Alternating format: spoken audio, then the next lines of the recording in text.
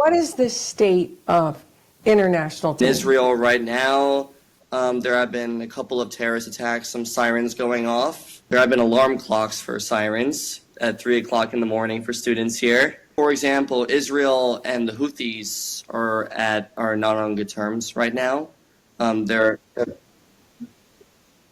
So would you say Israel is the hotbed of terrorism? Israel is the place where well, most it's generally of in it the Middle happens. East because that's where most of the terrorists are. Like mainly in the Middle East, like Yemen, Syria, and Lebanon. It's all backed up from the Islamic Republic of Iran. It's mostly coming from there because they back up all the terrorist attacks because they celebrate terrorism in Iran. They all celebrate it and they help plan and coordinate all the attacks that happen here. I just did an interview with Shaheen Gobadi. He is the spokesperson from Paris who is with the National Resistance of Iran. And he was actually talking about the resistance movement that's growing in Iran. And not only the resistance movement, but what was surprising to me about that interview was that he revealed that they already have planned for the next government and how they're going to transition to a democratic type government. So my question is this. That seems to be an inevitability. The young people in Iran are not for the mullahs and the resistance movement is growing. So when that happens, what then happens to these groups, these proxies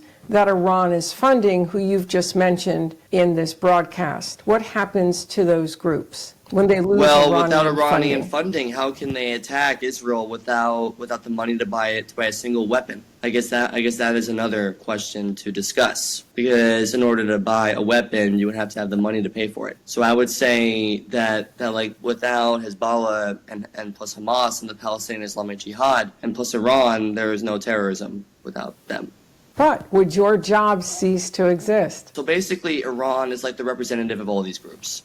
So like they represent mainly the Ayatollah. The Ayatollah is the main representative of all these different groups that try to attack Israel, like Hamas, Hezbollah, PIJ. Basically, Iran is like the main representative of all these different groups because they're allies and they work with one another. But would your job be done? I would anticipate it wouldn't be done because you're still going to have radical groups who are going to strike out, radical groups who are going to try to come to power or who are going to try to make a statement. Say that the job is not done yet because there are still a lot of groups out there that need to be taught a lesson about what happens if they attack Israel.